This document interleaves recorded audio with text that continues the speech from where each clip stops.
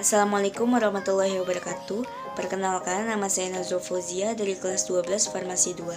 Saya ingin mempresentasikan hasil laporan PKL selama 3 bulan di Apotika 24 Rawabuntu. Yang terhormat, pembimbing lapangan Ibu Apoteker Sandra Ayu Oktavira, S.Farm, pembimbing sekolah Bapak Dr. Andes Nunung Agung Nugroho, dan penguji sekolah Ibu Sumiyatun MPD. Dengan mengucap puji syukur kehadirat Tuhan Yang Maha Esa yang telah memberikan kekuatan dan petunjuk sehingga saya dapat menyelesaikan hasil laporan PKL untuk syarat kelulusan di SMK Negeri 5 Kota Tangerang Selatan. Laporan ini disusun berdasarkan data-data yang saya dapatkan di Apotika 24 Rawabuntu.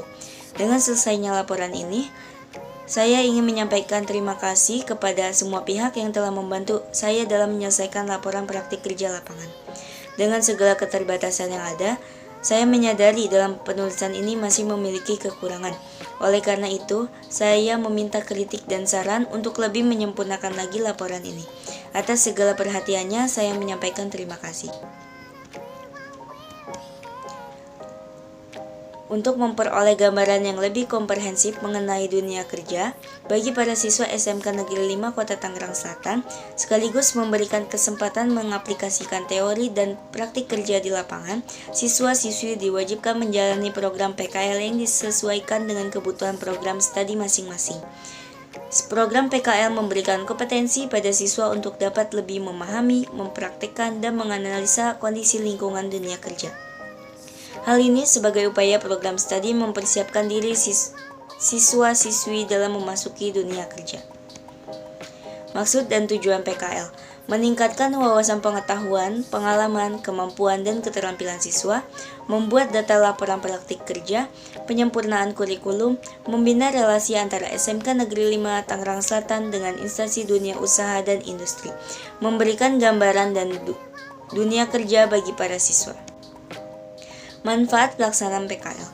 Yang pertama, bagi instansi pemerintah, perusahaan swasta, dan BUMN, relasi dan adanya misi sebagai fungsi dan tanggung jawab sosial kelembagaan. Kemungkinan menjalani hubungan yang teratur, sehat, dan dinamis antara instansi atau perusahaan dengan sekolah. Menumbuhkan kerjasama yang saling menguntungkan dan bermanfaat bagi pihak-pihak yang terlibat. Bagi siswa, melatih keterampilan siswa sesuai dengan pengetahuan yang diperoleh selama belajar di sekolah. Belajar mengenal dinamika dan kondisi nyata dunia kerja. Mengembangkan ilmu yang pernah didapat dan mencoba menemukan sesuatu yang baru. Bagi SMK Negeri 5 Tangerang Selatan, mendapatkan umpan balik untuk menyempurnakan kurikulum yang sesuai dengan kebutuhan di lingkungan kerja. Tahapan pelaksanaan PKL. Yang pertama, pembekalan PKL. Pada tanggal 14 Desember 2022, dilakukan pembekalan untuk mengetahui apa saja yang terjadi selama PKL. Pembekalan ini dilakukan oleh apoteker dari Dinkes Tangerang Selatan. Yang kedua, pengantaran PKL. Pada tanggal 3 Januari 2023, kami diantarkan oleh pembimbing sekolah ke Apotika 24 Rawabuntu untuk memulai PKL sekaligus melakukan berkenalan dengan para staf di sana. Yang ketiga, monitoring PKL. Pada tanggal 17 Februari 2023, pembimbing sekolah datang ke Apotika 24 Rawabuntu untuk menanyakan perkembangan siswa-siswi serta kendala yang dihadapi dan cara mengatasinya. Yang keempat, penjemputan PKL. Pada tanggal 3 April 2023, pembimbing menjemput siswa atau siswi di tempat PKL sekaligus berpamitan dengan para staf di sana dan memberikan sedikit souvenir. Yang kelima, pelaporan pelaksanaan PKL. Setelah 3 bulan PKL, siswa-siswi diberi waktu untuk menyelesaikan laporan PKL dengan baik dan melaksanakan sidang sebagai salah satu bukti syarat kelulusan sekolah. Yang keenam, penilaian laporan PKL. Setelah waktu yang diberikan tiba, laporan PKL dikumpulkan untuk melakukan penilaian yang dilaksanakan oleh pihak sekolah sebelum menyatakan kelulusan sekolah. Tugas khusus. Definisi nyeri adalah pengalaman sensorik dan emosional yang tidak menyenangkan akibat kerusakan jaringan baik aktual maupun potensial atau yang digambarkan dalam bentuk kerusakan tersebut. Gejalanya merupakan respon psikologis, yaitu suaranya menangis, merintih, ekspresi wajahnya meringis, menggigit lidah dan berkerut menggigit bibir, pergerakan tubuh, kegelisahan mondar-mandir, interaksi sosial, menghindari percakapan dan kontak sosial, berfokus aktivitas untuk mengurangi nyeri. Terapi non-farmakologi. Yang pertama, stimulasi dan massage cutaneous. Kedua, distraksi. Yang ketiga ada transcutaneous electric nerve stimulation atau TENS. Yang keempat, teknik relaksasi. 5, terapi es. 6, terapi panas. Dan hipnosis. Terapi farmakologi menggunakan obat-obat.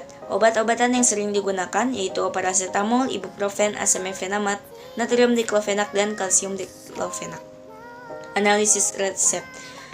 Inskriptionya lengkap, invokationya lengkap, preskriptionya lengkap, signaturnya lengkap, subskriptionya lengkap.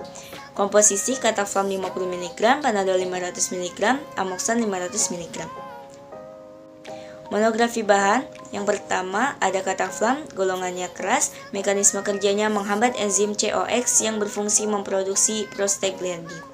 Bentuk sediaannya tablet, indikasinya nyeri, sakit gigi dan peradangan, efek sampingnya sakit kepala, pusing, vertigo, ruam pada kulit, kadang-kadang nyeri epigastrum.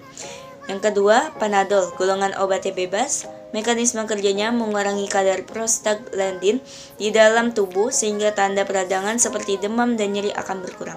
Bentuk sediaannya tablet, indikasinya sakit kepala, sakit gigi, dan nyeri. Efek sampingnya terjadi hipersensitif, mual, muntah, nyeri pada lambung. Yang ketiga, Amoxan. Golongan obatnya keras, mekanisme kerjanya menghambat sintesis dinding sel bakteri dengan memutus rantai polimer peptidoglin sehingga tidak terbentuk. Bentuk sediaannya tablet. Indikasinya infeksi saluran pernapasan, saluran kemih, dan abses gigi. Efek sampingnya reaksi kepekaan seperti ruam, bintik-bintik pada kulit, dan kulit melepuh. Pengambilan obat. Yang pertama, Cataflam. Ambil 10 tablet Cataflam 50 mg, masukkan ke dalam plastik klip dan tandai 3 kali sehari 1 tablet sesudah makan.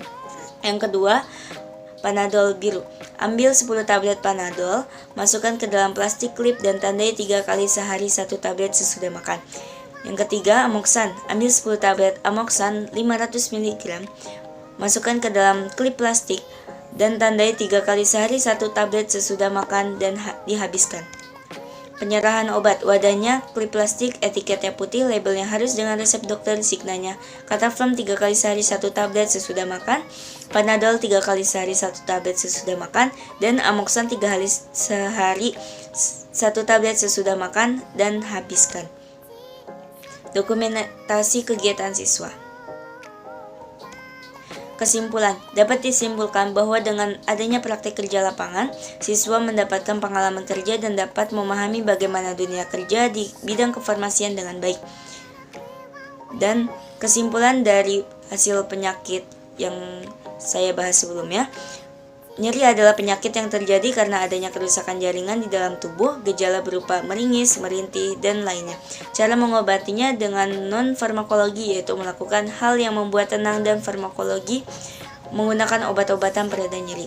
Saran, lebih mendalami lagi tentang perbekalan farmasi, spesialit obat, dan praktek kerja lapangan harus dijalankan dengan sungguh-sungguh agar ilmu dan wawasan yang didapat bermanfaat. Sekian dari saya. Wassalamualaikum warahmatullahi wabarakatuh.